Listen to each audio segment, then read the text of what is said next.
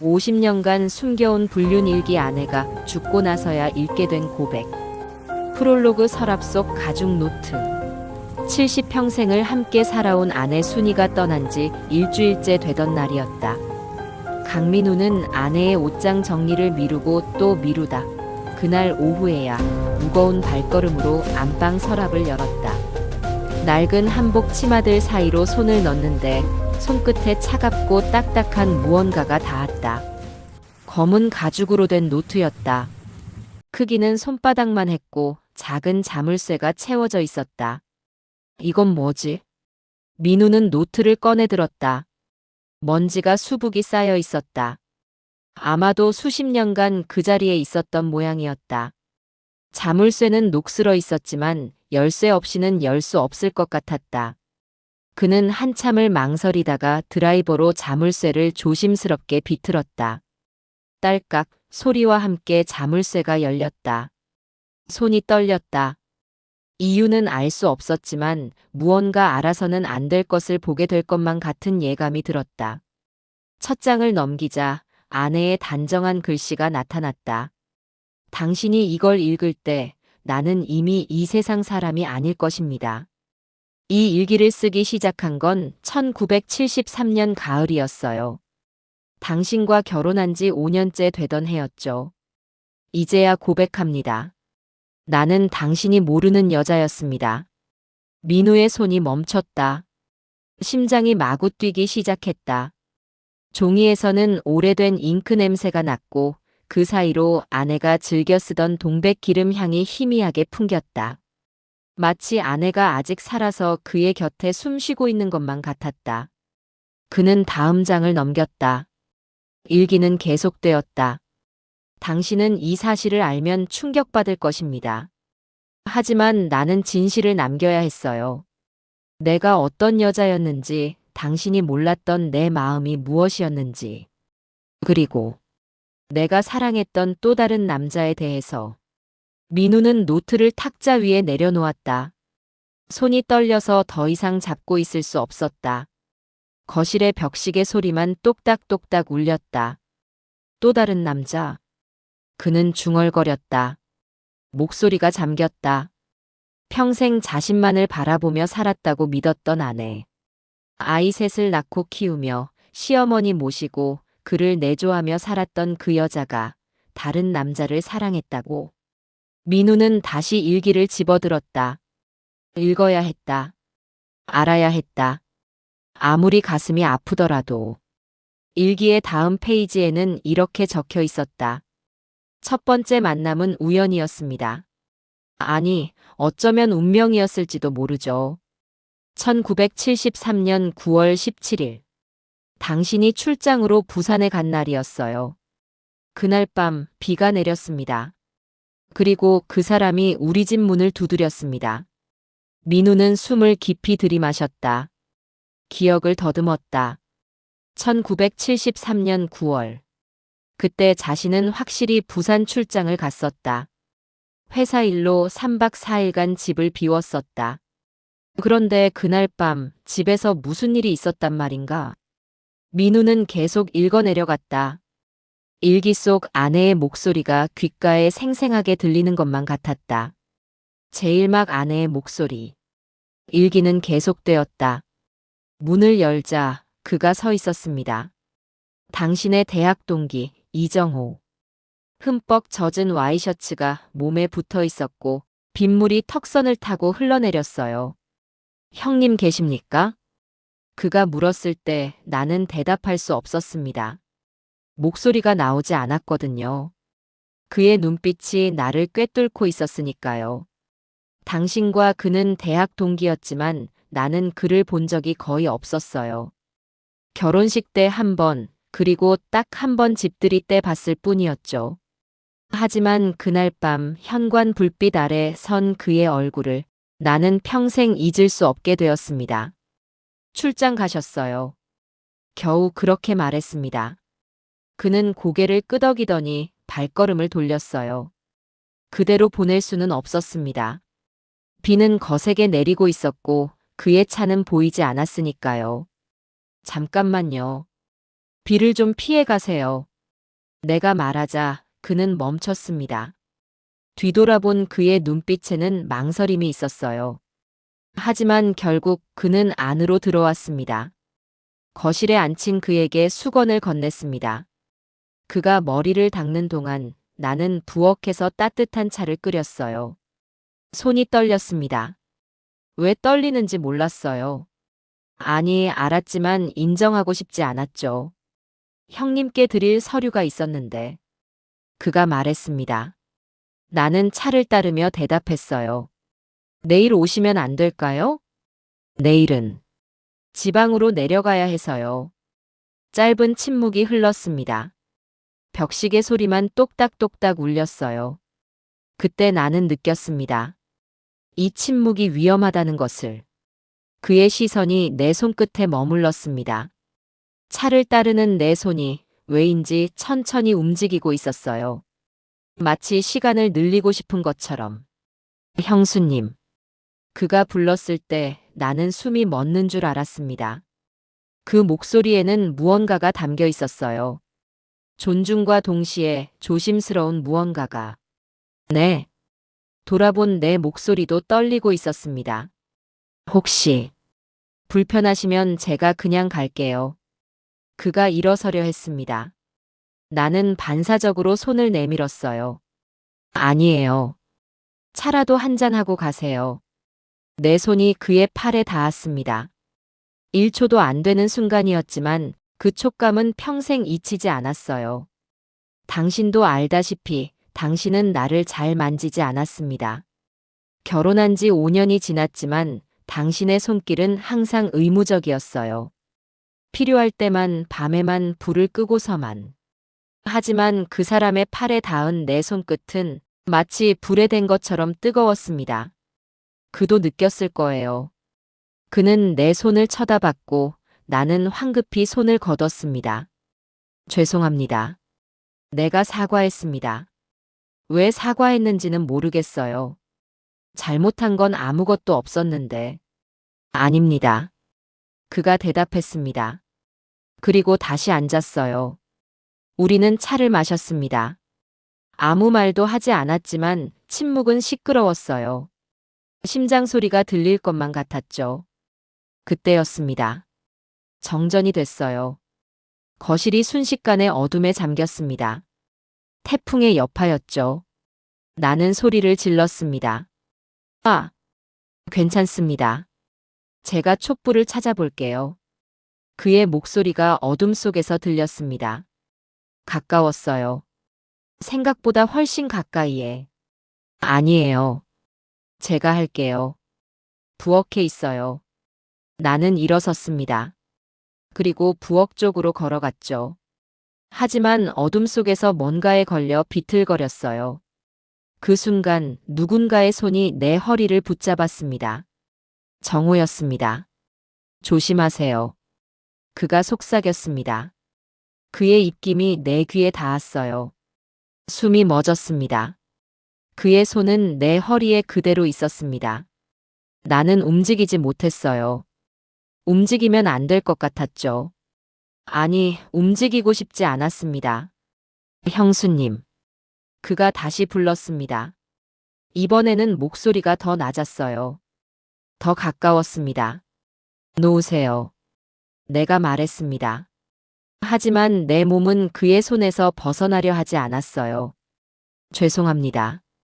그가 손을 놓았습니다. 그리고 한 발 물러섰어요. 전기가 다시 들어왔습니다. 갑자기 환해진 거실에서 우리는 서로를 마주봤습니다. 그의 눈빛에는 미안함이 있었어요. 하지만 동시에 다른 무언가도 있었습니다. 욕망. 아니, 그것보다 더 깊은 것. 갈망. 나도 마찬가지였을 거예요. 내 눈빛에도 같은 것이 담겨 있었을 테니까. 이만 가보겠습니다. 그가 말했습니다. 나는 대답하지 않았어요. 대답할 수 없었죠. 그는 현관으로 향했습니다. 신발을 신으며 말했어요.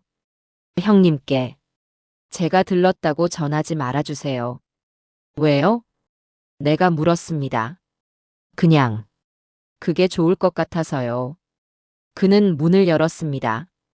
비는 여전히 내리고 있었어요. 안녕히 계세요. 그가 말했습니다. 나는 고개를 끄덕였어요. 문이 닫혔습니다. 나는 그 자리에 한참을 서 있었습니다. 다리에 힘이 풀려서 주저앉을 것만 같았죠. 그날 밤 나는 잠을 이루지 못했습니다.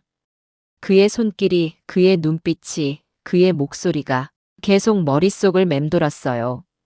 나는 그날 알았습니다. 내 안에 이런 감정이 있었다는 것을. 당신에게서는 한 번도 느껴본 적 없는 이 뜨거운 무언가가. 당신이 돌아왔을 때 나는 아무 말도 하지 않았습니다. 그가 다녀간 것도, 정전이 됐던 것도, 그의 손이 내 허리를 잡았던 것도. 하지만 그날부터 나는 달라졌어요. 당신은 눈치채지 못했겠지만 나는 매일 밤 그를 생각했습니다. 그리고 2달 후 그가 다시 나타났습니다. 민우는 일기를 덮었다. 손이 떨렸다. 가슴이 답답했다. 정호라니. 그는 중얼거렸다. 이정호. 대학 동기였던 그 남자. 자신보다 2살 어렸고 수려한 외모에 말솜씨도 좋았던 친구. 하지만 민우는 그를 그다지 가깝게 지내지 않았다. 어쩐지 경계했었다. 여자들에게 인기가 많았고 그게 마음에 들지 않았었다. 그런데 그 남자가 자신의 아내와 민우는 일기를 다시 펼쳤다. 계속 읽어야 했다. 제2막 금기의 문턱. 2달이 지난 11월이었습니다. 당신은 회식이 있다며 늦게 들어온다고 했어요. 아이들은 잠들었고 나는 혼자 거실에 앉아 뜨개질을 하고 있었죠. 초인종이 울렸습니다. 밤 9시였어요. 문을 열자 그가 서 있었습니다. 이번에는 비가 오지 않았어요. 하지만 그의 얼굴에는 똑같은 망설임이 있었습니다. 형님 안 계십니까? 그가 물었습니다. 나는 고개를 끄덕였어요. 회식이에요. 아, 그럼 내일 다시 들어오세요. 내가 말했습니다. 나도 놀랐어요. 내 입에서 그런 말이 나올 줄은. 그도 놀란 것 같았습니다. 잠시 멈칫하더니 조심스럽게 안으로 들어왔어요. 이번에는 거실 소파가 아니라 주방 식탁에 앉혔습니다. 더 멀리 떨어져 있고 싶었거든요. 아니, 어쩌면 더 가까이 있고 싶었는지도 모르겠어요. 커피 드릴까요? 네, 감사합니다. 나는 커피를 끓이며 물었습니다. 무슨 일로 오셨어요? 사실은 특별한 일은 없습니다. 그가 솔직하게 말했습니다. 그럼 왜? 보고 싶어서요. 내 손이 멈췄습니다. 커피포트를 들고 있던 손이 덜덜 떨렸어요. 누구를요? 내가 물었습니다. 바보 같은 질문이었어요.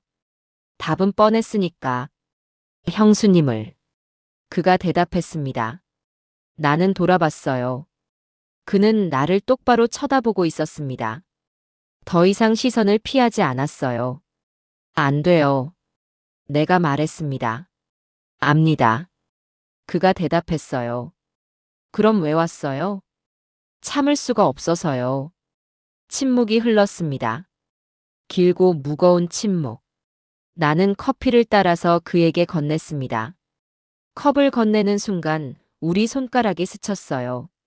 전기가 흐르는 것 같았습니다. 형수님도 저를 생각하셨습니까? 그가 물었습니다. 나는 대답할 수 없었어요. 하지만 침묵이 답이었죠. 미안합니다. 하지만 거짓말은 하고 싶지 않습니다. 그가 말했습니다. 저도 형님을 존경합니다. 하지만 형수님을 보는 순간부터 제 마음을 제어할 수가 없었어요. 그만하세요. 내가 말했습니다. 왜요? 형수님도 같은 마음 아닙니까? 나는 고개를 돌렸어요. 눈물이 날 것 같았죠. 나는 결혼한 여자예요. 압니다. 아이가 2이나 있어요. 압니다. 그러니까 이러면 안 돼요. 안다고 해서 이 마음이 사라지진 않습니다. 그가 일어섰습니다. 내게로 다가왔어요. 형수님. 나는 뒤로 물러섰습니다. 하지만 부엌 조리대에 등이 닿았어요. 더 이상 물러설 곳이 없었죠. 그가 가까이 왔습니다. 손을 뻗어서 내 뺨을 감쌌어요. 하지 말아요. 내가 속삭였습니다. 왜요? 무서워요. 뭐가 무섭습니까? 이 마음이. 그가 미소 지었습니다. 슬픈 미소였어요. 저도 무섭습니다. 하지만 이미 시작됐어요. 아직 아무것도. 벌써 시작됐습니다. 그날 밤 형수님 허리를 잡았을 때부터 내 눈에서 눈물이 흘렀습니다. 그는 엄지로 내 눈물을 닦아줬어요. 울지 마세요. 어떻게 울지 않아요? 나는 사랑하고 있습니다. 맞죠?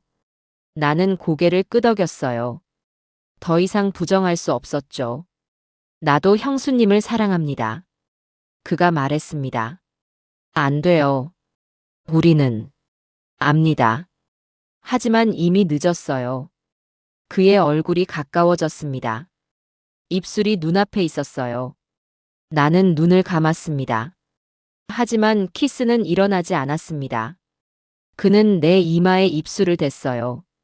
부드럽고 짧은 입맞춤. 오늘은 여기까지만 하겠습니다. 그가 속삭였습니다.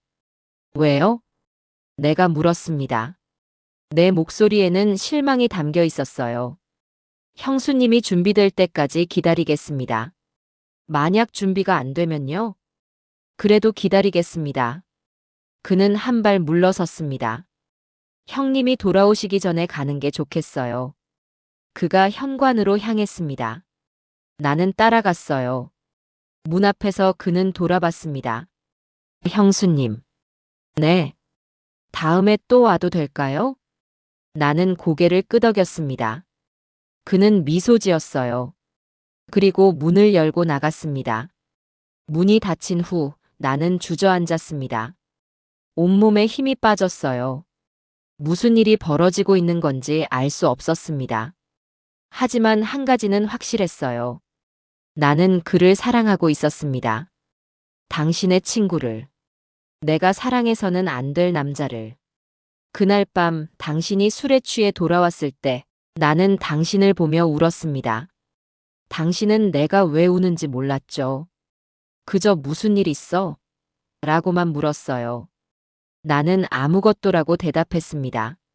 하지만 모든 게 있었어요. 모든 게 시작되고 있었습니다. 민우는 일기를 읽으며 주먹을 불끈 쥐었다. 질투가 치밀어 올랐다. 자신이 회식으로 집을 비운 사이 아내와 정우가 그런 대화를 나누고 있었다니. 하지만 동시에 묘한 감정도 들었다. 아내의 글을 읽으며 그는 처음으로 아내가 한 명의 여자였다는 것을 실감했다. 욕망이 있고 갈망이 있고 외로움이 있는. 그는 항상 아내를 아내로만, 엄마로만 봤었다. 한 명의 여성으로 본 적은 없었다. 민우는 페이지를 넘겼다. 제3막 남편의 무지. 그 후 한 달간 그는 매주 한 번씩 우리 집에 왔습니다. 항상 당신이 없을 때였어요. 당신은 눈치채지 못했죠. 사실 당신은 나에게 관심이 없었으니까요. 결혼 초기만 해도 당신은 나를 아꼈어요. 아침에 출근하기 전 이마에 키스를 해줬고 퇴근하면 보고 싶었어라고 말해줬죠. 하지만 아이들이 태어나고 당신 승진하고 나서는 나는 그저 집을 돌보는 사람이 됐어요. 밤에 당신이 원할 때만 나는 필요한 존재였습니다. 불을 끄고 빨리 끝내고 등을 돌리고 자는 그런 관계. 나는 외로웠어요. 아무도 모르게. 당신에게 말할 수 없었죠.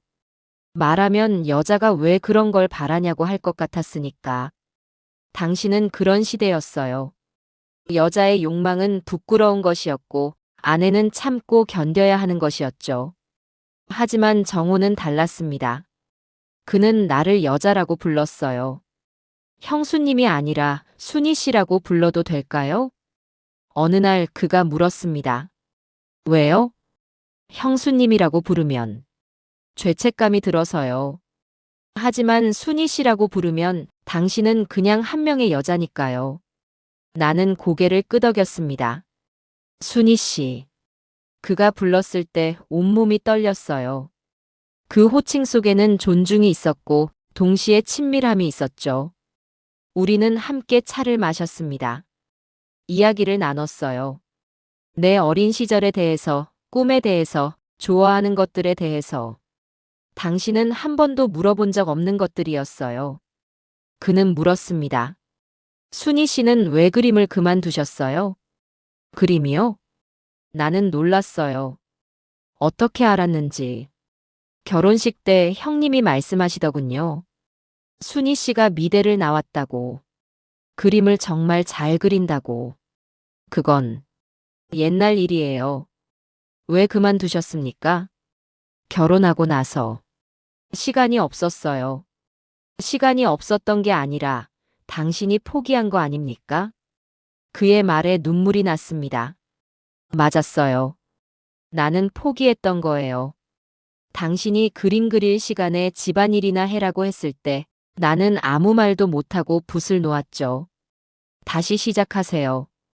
정우가 말했습니다. 어떻게요? 제가 도와드릴게요. 물감도 사다 드리고 캔버스도 준비해 드릴게요. 왜요? 왜 그러세요? 순희 씨가 행복했으면 좋겠어서요. 그날 나는 처음으로 느꼈습니다. 누군가 나를, 나 자신을 있는 그대로 봐준다는 것을. 당신은 나를 강민우의 아내로만 봤어요. 아이들의 엄마로만 봤죠. 하지만 정호는 나를 순희로 봤습니다. 한 명의 여자로, 한 명의 사람으로. 그래서였을까요? 그가 첫 키스를 했을 때 나는 거부하지 않았어요. 12월의 어느 저녁이었습니다. 눈이 내리고 있었어요. 아이들은 이웃집에서 놀고 있었고 당신은 야근 중이었죠. 거실에서 우리는 창밖에 눈을 보고 있었습니다. 나란히 서서. 눈이 아름답네요. 그가 말했습니다. 네. 나도 대답했어요. 순희 씨만큼은 아니지만요. 나는 그를 쳐다봤습니다. 그도 나를 보고 있었어요. 정호 씨. 이제 그만 참고 싶지 않아요. 그의 손이 내 뺨을 감쌌습니다. 하지만 형님은 순희 씨를 모릅니다. 당신이 얼마나 외로운지, 얼마나 아름다운지, 얼마나 사랑받고 싶어 하는지. 눈물이 흘렀습니다. 하지만 저는 압니다. 그가 속삭였습니다. 그리고 키스했어요. 부드럽고 간절하고 뜨거운 키스. 당신과는 전혀 다른 키스였습니다. 당신의 키스는 항상 서둘렀어요. 빨리 끝내려는 듯한. 하지만 정호의 키스는 천천히, 조심스럽게, 마치 내가 깨지기 쉬운 존재인 것처럼. 나는 눈을 감았습니다. 그리고 받아들였어요. 얼마나 키스를 했는지 모르겠어요. 시간이 멈춘 것 같았죠. 키스가 끝났을 때 우리는 숨을 헐떡이고 있었습니다. 미안해요. 그가 말했습니다. 아니에요. 미안하지 않아요. 내가 대답했어요. 정말입니까? 네. 나도. 원했어요. 그는 나를 끌어안았습니다. 당신은 한 번도 이렇게 안아준 적 없었어요. 이렇게 꽉, 이렇게 따뜻하게. 순희 씨. 네. 나는 당신을 사랑합니다. 나도. 당신을 사랑해요. 처음으로 고백했습니다. 처음으로 솔직해졌어요. 그날 밤 우리는 더 이상 나아가지 않았습니다. 키스만으로도 충분했거든요. 하지만 우리 둘 다 알고 있었어요. 이제 되돌릴 수 없다는 것을. 당신이 집에 돌아왔을 때 나는 자고 있는 척했습니다. 당신은 술 냄새를 풍기며 침대에 쓰러졌어요. 나는 당신을 보며 생각했습니다. 나는 이제 어떻게 되는 걸까? 민우는 일기를 덮었다. 가슴이 찢어질 것 같았다. 아내가 자신을 그렇게 생각하고 있었다니. 자신이 그렇게 무심했다니. 돌이켜 생각해보니 정말 그랬다. 자신은 아내에게 무관심했다. 아내의 꿈이 뭔지, 좋아하는 게 뭔지, 외로운지, 행복한지 한 번도 제대로 물어본 적이 없었다. 그저 밥 해주고 아이 키워주고 집안 돌봐주는 사람으로만 여겼다. 민우는 고개를 떨구었다. 눈시울이 뜨거워졌다. 미안하오, 순이. 내가 몰랐소. 하지만 사과하기엔 너무 늦었다. 아내는 이미 세상에 없었다. 그는 다시 일기를 펼쳤다. 계속 읽어야 했다. 제3막 첫 고백의 밤. 그 후 2달이 더 흘렀습니다. 1974년 2월이었어요. 눈이 가장 많이 내리던 겨울이었죠. 우리는 조심스럽게 관계를 이어갔습니다. 키스를 나누고 포옹을 하고, 하지만 그 이상은 넘지 않았어요. 정호는 서두르지 않았습니다. 순희 씨가 준비될 때까지라고 했죠. 하지만 나는 이미 준비되어 있었어요. 매일 밤 당신 옆에 누워서 나는 정호를 생각했습니다. 당신이 나를 안을 때마다 나는 눈을 감고 정호를 떠올렸어요. 그의 손길을, 그의 입맞춤을. 죄책감이 들었습니다. 하지만 동시에 해방감도 느꼈어요. 어느 날 당신이 3일간 서울로 출장을 간다고 했습니다. 큰 계약 때문이라고 했죠. 당신이 떠난 그날 밤 나는 정호에게 전화했어요. 전화기를 들고 한참을 망설였습니다. 하지만 결국 번호를 돌렸죠. 여보세요. 그의 목소리가 들렸습니다. 저예요. 순희 씨? 네. 무슨 일이세요? 당신. 지금 시간 있어요? 물론입니다. 왜요? 올 수 있어요? 전화기 너머로 그의 숨소리가 들렸습니다. 지금 말입니까? 네.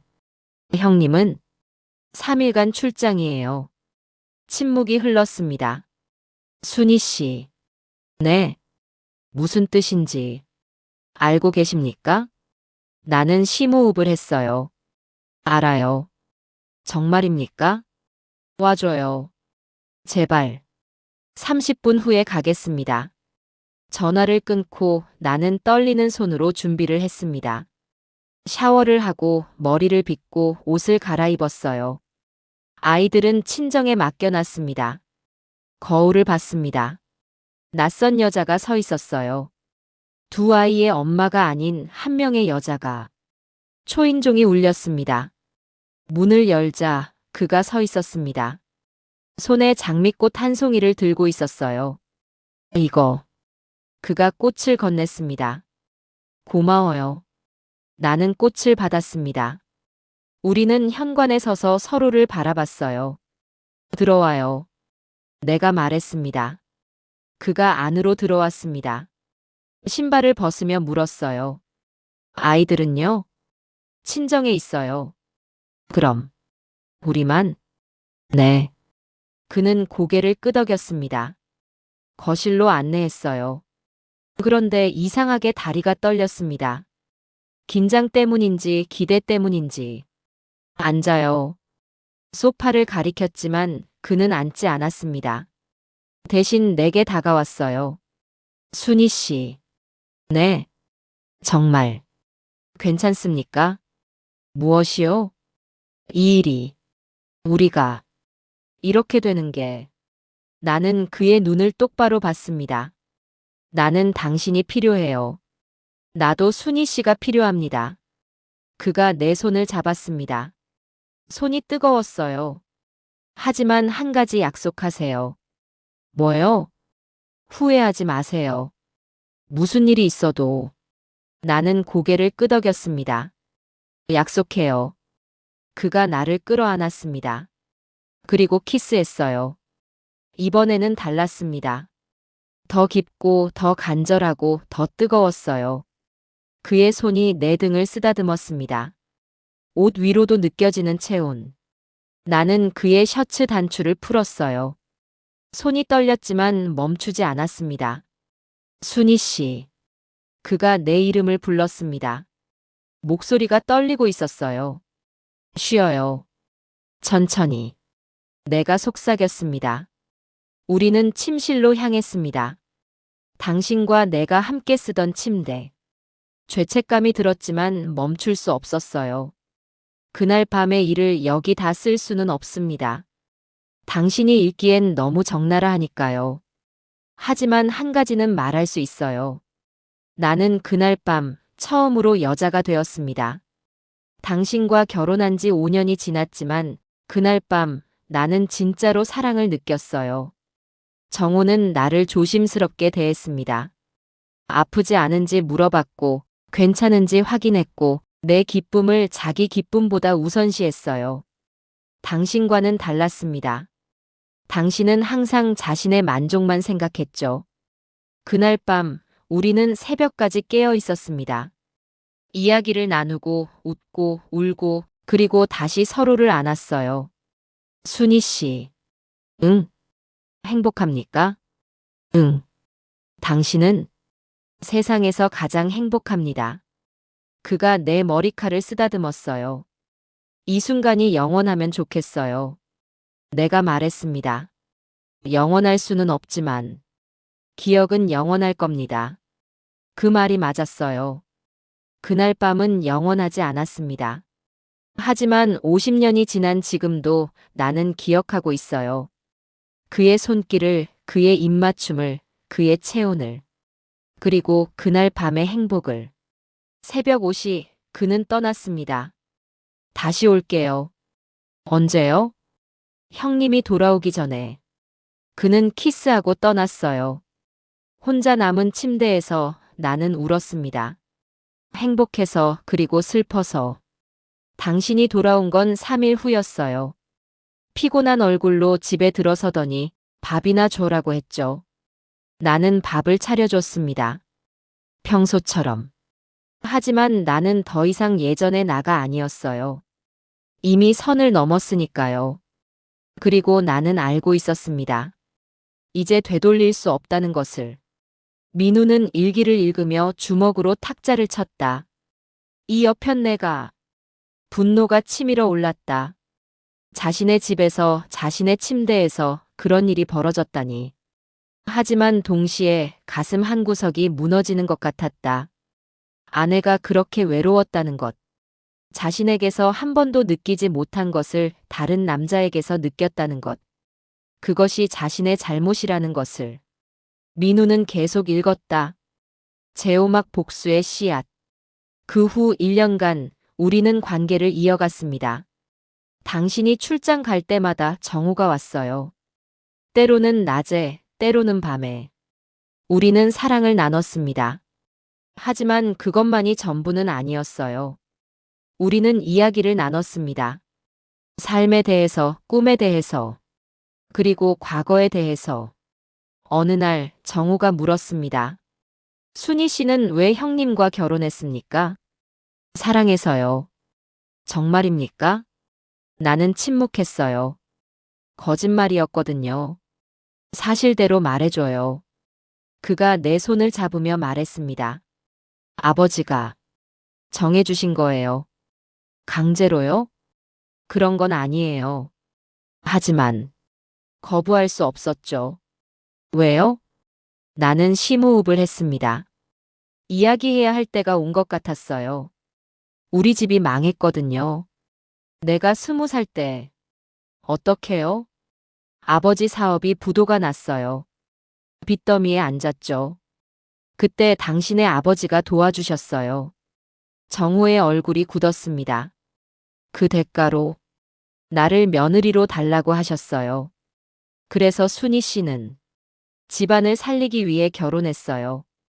눈물이 흘렀습니다. 미안해요. 당신에게도 거짓말했네요. 정호는 나를 안아줬어요. 아닙니다. 순희 씨는 희생한 거예요. 희생이라기보다는 의무였어요. 그럼 형님을 사랑한 적은 한 번도? 처음엔 노력했어요. 사랑하려고. 하지만 당신도 알잖아요. 그 사람은 나를 사랑하지 않았어요. 어떻게 그렇게 확신합니까? 나는 가슴속에 묻어뒀던 이야기를 꺼냈습니다. 결혼하기 전에 나는 알았어요. 당신에게 다른 여자가 있다는 것을. 정우가 놀라서 물었습니다. 누구입니까? 대학 동기였던 여자예요. 이름은 김미선. 미선 씨요? 그럼. 맞아요. 당신은 그 여자를 사랑했어요. 하지만 그 여자 집안이 가난해서 당신 아버지가 반대했죠. 그래서 형님은 순희 씨와 강제로 결혼했어요. 결혼식 날 나는 봤어요. 당신이 식장 밖에서 그 여자와 만나는 걸. 정우는 충격받은 표정이었습니다. 말도 안 됩니다.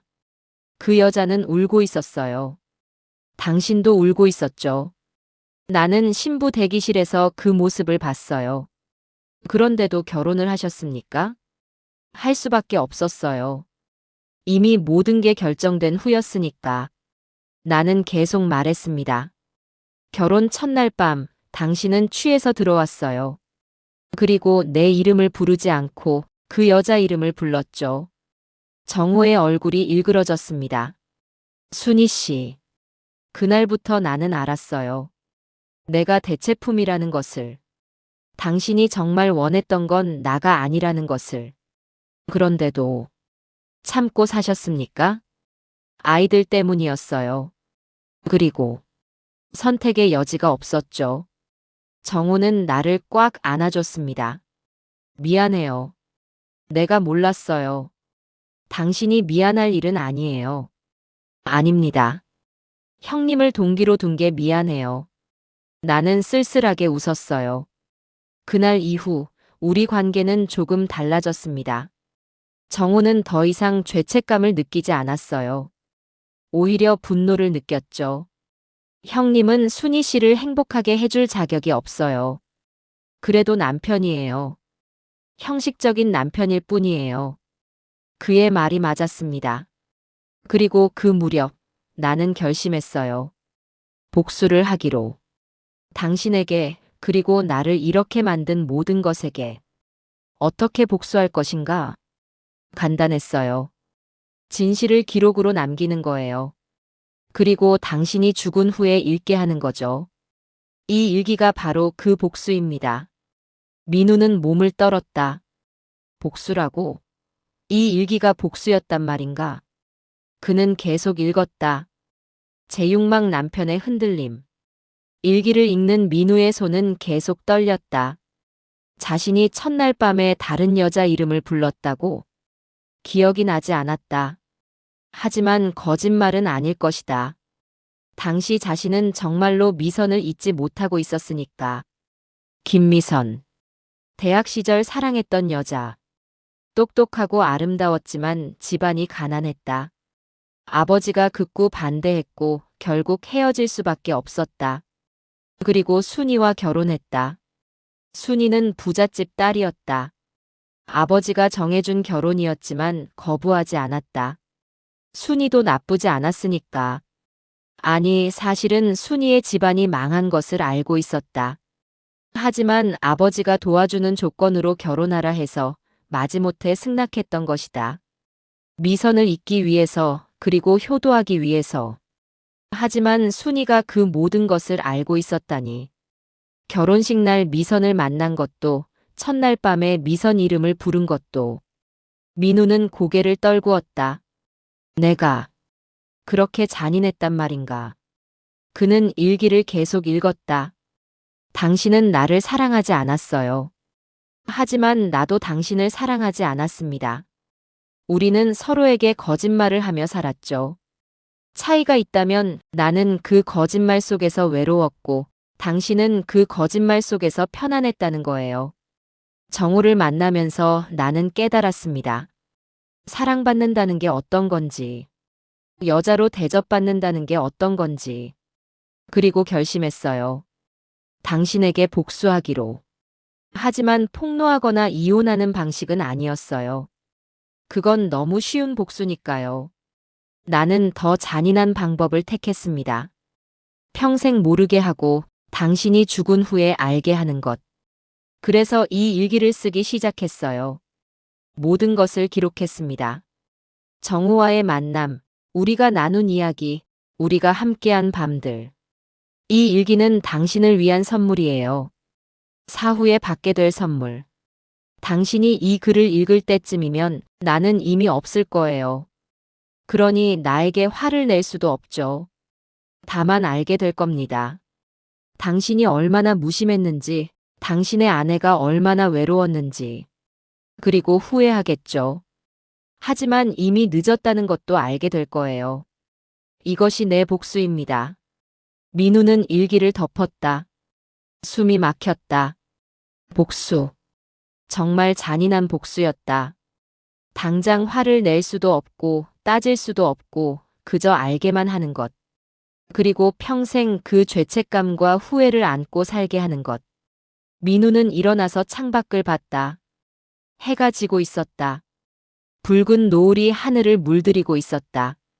문득 아내의 얼굴이 떠올랐다. 항상 조용히 웃던 얼굴. 아무 말 없이 밥상을 차리던 모습. 아이들을 보살피던 손길. 그 모든 것 뒤에 이런 비밀이 숨어 있었다니. 민우는 다시 일기를 집어들었다. 아직 읽지 않은 부분이 많이 남아 있었다. 제칠막 진짜 목적. 1975년 봄이었습니다. 정우와의 관계가 시작된 지 2년째 되던 해였어요. 그날 정우가 심각한 표정으로 집에 왔습니다. 무슨 일이에요? 내가 물었습니다. 순희 씨, 나 미국으로 가게 됐어요. 나는 숨이 멎는 줄 알았습니다. 언제요? 다음 달. 회사에서 발령이 났어요. LA 지사로 가야 해요. 얼마나요? 최소 3년. 나는 주저앉았어요. 3년이나? 정우가 내 옆에 앉았습니다. 미안해요. 거부할 수가 없었어요. 나는. 어떻게 해요? 그게. 순희 씨. 그가 내 손을 잡았습니다. 나와 함께 가요. 뭐라고요? 이혼하고 나와 결혼해요. 함께 미국으로 가요. 나는 믿을 수 없었어요. 당신. 지금 무슨 말을? 사랑해요, 순희 씨. 이제 더 이상 이렇게 숨어서 만날 수 없어요. 정식으로 함께하고 싶어요. 눈물이 흘렀습니다. 하지만 아이들은 데리고 가요. 아이들도 데리고 가면 돼요. 당신은 내 아이들도 받아들일 수 있어요? 물론입니다. 순희 씨의 아이들이니까요. 나는 그를 껴안고 울었어요. 행복했습니다. 하지만 동시에 두려웠어요. 정말 그렇게 할 수 있을까? 아이들을 데리고 모든 것을 버리고 새로운 삶을 시작할 수 있을까? 생각할 시간을 줘요. 내가 말했습니다. 얼마나요? 일주일만요. 알겠어요. 기다릴게요. 그는 떠났습니다. 혼자 남은 집에서 나는 많은 생각을 했어요. 정우와 함께 간다는 것. 새로운 삶을 시작한다는 것. 하지만 동시에 모든 것을 버린다는 것. 가족을, 친구들을, 익숙한 삶을. 그리고 무엇보다 당신에게 복수할 기회를. 나는 깨달았습니다. 내가 정우를 사랑하긴 하지만 그것만이 전부는 아니라는 것을. 나는 또한 복수를 원했어요. 당신에게 고통을 주고 싶었죠. 그래서 결정했습니다. 정우를 떠나보내기로. 일주일 후 나는 정우에게 말했어요. 미안해요. 함께 갈 수 없어요. 왜요? 나를 사랑하지 않습니까? 사랑해요. 하지만 갈 수 없어요. 이유를 말해줘요. 나는 솔직하게 말했습니다. 나는 아직 끝나지 않았어요. 무엇이요? 복수가. 정우는 이해할 수 없다는 표정이었어요. 무슨 복수요? 당신에게 말했잖아요. 나는 강요된 결혼을 했다고. 나는 희생당했다고. 그래서요? 나는 그 대가를 받고 싶어요. 무슨 대가요? 당신의 고통. 정호는 충격받은 표정이었습니다. 순희 씨, 당신은 복수를 위해 나와 관계를 맺은 겁니까? 아니에요. 처음엔 그런 의도가 없었어요. 하지만 시간이 지나면서 나는 깨달았어요. 이것이 완벽한 복수라는 것을. 어떻게요? 당신은 평생 모를 거예요. 나와 당신이 어떤 관계였는지. 하지만 언젠가 내가 죽은 후에 당신은 알게 될 거예요. 이 일기를 통해서 정호는 고개를 저었습니다. 그럼 나는 뭡니까? 나는 그냥 복수의 도구였던 겁니까? 아니에요. 나는 그의 손을 잡았어요. 나는 당신을 정말 사랑했어요. 하지만 동시에 이것을 이용하기로 한 거예요. 순희 씨, 미안해요. 하지만 나는 선택할 수 없어요. 사랑과 복수 중 하나를. 나는 둘 다 원해요. 정호는 눈물을 흘렸습니다. 그럼 나는 떠나야 하는군요. 네. 다시는 못 만나는 겁니까? 다시 만나면 마음이 흔들릴 것 같아요. 그는 고개를 끄덕였습니다. 알겠어요. 순희 씨의 선택을 존중하겠어요. 그는 일어섰습니다. 하지만 한 가지만 약속해줘요. 뭐요? 행복하세요. 이 복수가 끝나면 행복해지세요. 나는 대답할 수 없었어요. 그는 마지막으로 나를 안아줬습니다. 사랑해요, 순희 씨. 나도 사랑해요. 그리고 그는 떠났습니다. 영원히. 그 후 소식을 들었어요. 정호는 미국에서 결혼했다고. 행복하게 살고 있다고. 나는 기뻤습니다. 적어도 그는 행복하니까. 하지만 나는 계속 여기 남아서 복수를 완성해야 했어요. 이 일기를 쓰면서 민우는 일기를 읽으며 놀라움을 금치 못했다. 정호가 미국으로 떠난 것. 그건 알고 있었다. 1975년에 LA로 발령났다고 들었었다. 하지만 그 이유가 순희 때문이었다니. 그리고 순희가 복수를 위해 그를 떠나보냈다니. 민우는 복잡한 감정에 휩싸였다. 분노, 슬픔, 그리고 묘하게도 존경심? 아내가 그렇게 강한 사람이었다니. 계속해서 읽었다. 제8막 마이너스 사랑의 재정에. 정호가 떠난 후 나는 계속 당신과 살았습니다. 20년, 30년, 40년. 아이들을 키우고 손주들을 돌보고 당신을 내조하며 살았어요. 겉으로는 평범한 부부였죠. 싸우지도 않았고 큰 문제도 없었어요. 하지만 속으로는 얼마나 외로웠는지 몰라요. 당신은 여전히 나를 몰랐습니다. 내가 무엇을 생각하는지, 무엇을 느끼는지, 무엇을 원하는지. 때때로 나는 생각했어요. 정호와 함께 갔어야 했나? 새로운 삶을 시작했어야 했나? 하지만 후회하지는 않았습니다. 나는 선택했으니까요. 복수를. 그리고 이 일기를 계속 썼어요. 당신이 모르는 내 마음을, 당신이 몰랐던 내 과거를, 당신이 알아야 할 진실을. 50년이 지난 지금 나는 이 일기를 마무리합니다. 당신에게 마지막으로 하고 싶은 말이 있어요. 나는 당신을 사랑하지 않았습니다. 하지만 미워하지도 않았어요. 다만 당신이 나를 좀 더 봐줬으면 좋았을 거예요. 한 명의 여자로, 한 명의 사람으로. 당신은 좋은 남편이었어요. 돈도 잘 벌었고 바람도 안 폈고 아이들한테도 좋은 아버지였죠. 하지만 나에게는 좋은 연인이 아니었어요. 나는 연인이 필요했습니다.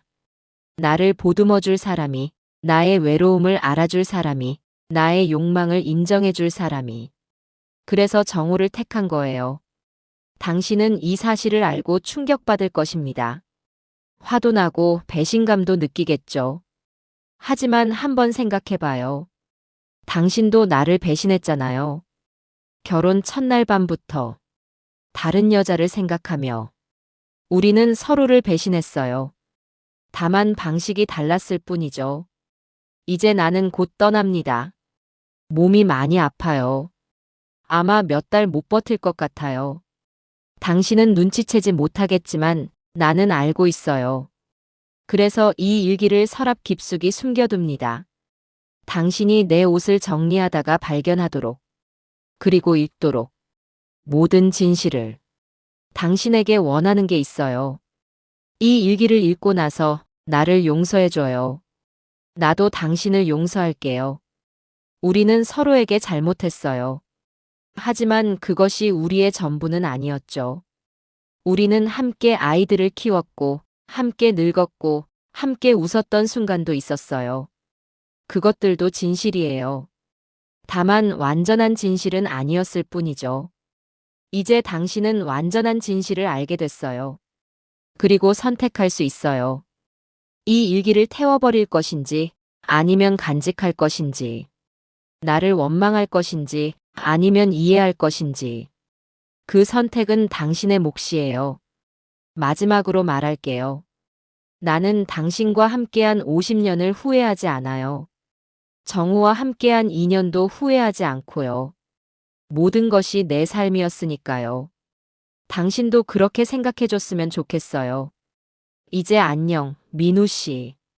다음 생에서는 좀 더 솔직하게 사랑합시다. 일기는 거기서 끝났다. 민우는 일기를 덮었다. 눈물이 흘렀다. 순이. 그는 중얼거렸다. 평생을 함께 살았지만 그는 아내를 몰랐다. 아내의 외로움도 고통도 사랑도. 그는 그저 자신의 삶만 살았을 뿐이다. 민우는 일어나서 아내의 영정 앞으로 갔다. 사진 속 아내는 조용히 미소 짓고 있었다. 미안하오. 내가 당신을 몰랐소. 그는 무릎을 꿇었다. 내가 잘못했소. 당신을 여자로 보지 않고 사람으로 보지 않았소. 눈물이 뚝뚝 떨어졌다. 하지만 나도 당신을 사랑했소. 서툴렀지만 내 나름대로. 그는 일기를 가슴에 안았다. 이 일기 태우지 않을 거요. 간직할 거요. 당신이 누구였는지 기억하기 위해. 민우는 일어섰다.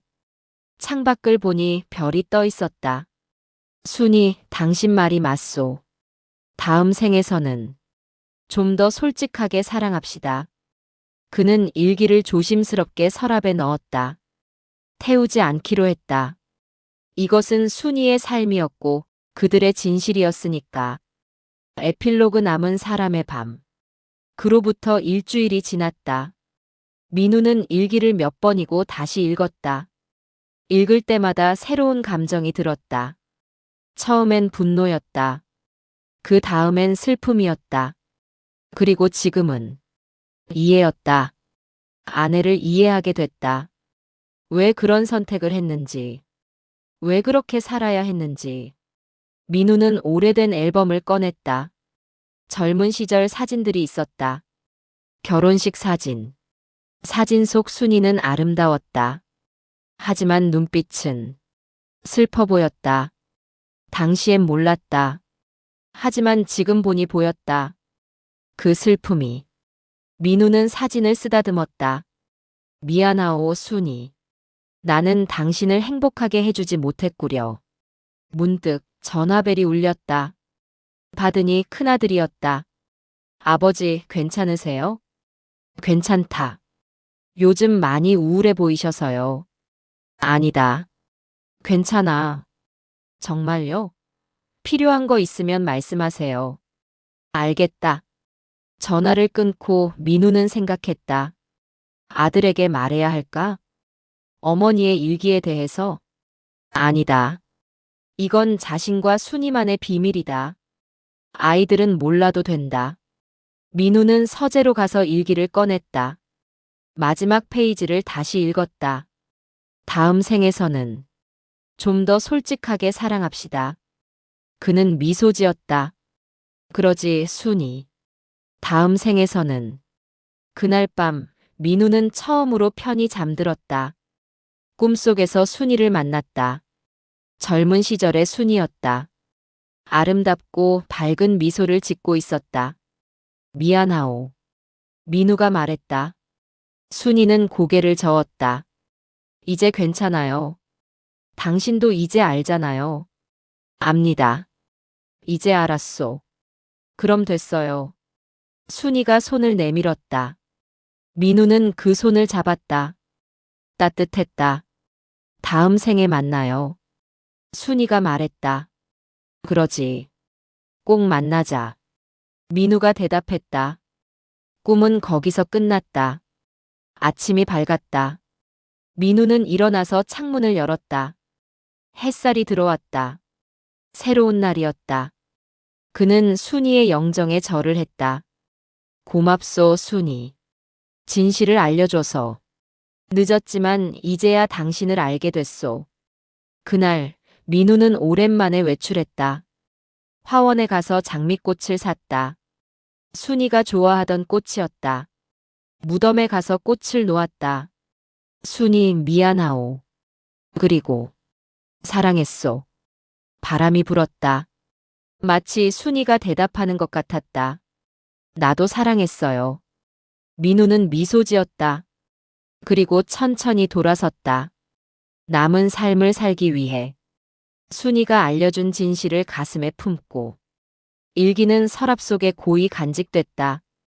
50년간 숨겨온 비밀. 50년간 묵혀온 고백. 50년간 준비한 복수. 하지만 동시에 50년간의 사랑이기도 했다.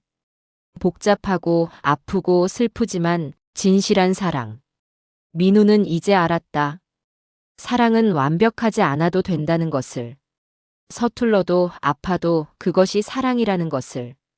그리고 가장 중요한 것은 너무 늦기 전에 깨닫는 것이라는 것을. 그는 너무 늦게 깨달았다. 하지만 그래도 깨달은 것에 감사했다. 순이가 남긴 마지막 선물. 일기. 그것은 복수였지만 동시에 사랑의 증거였다. 민우는 그날 이후 달라졌다. 손주들에게 더 다정해졌고, 며느리들에게 더 친절해졌고, 아들들에게 더 솔직해졌다. 사람들은 물었다. 요즘 많이 부드러워지신 것 같아요. 민우는 대답했다. 아내에게 배웠지. 어머니에게요?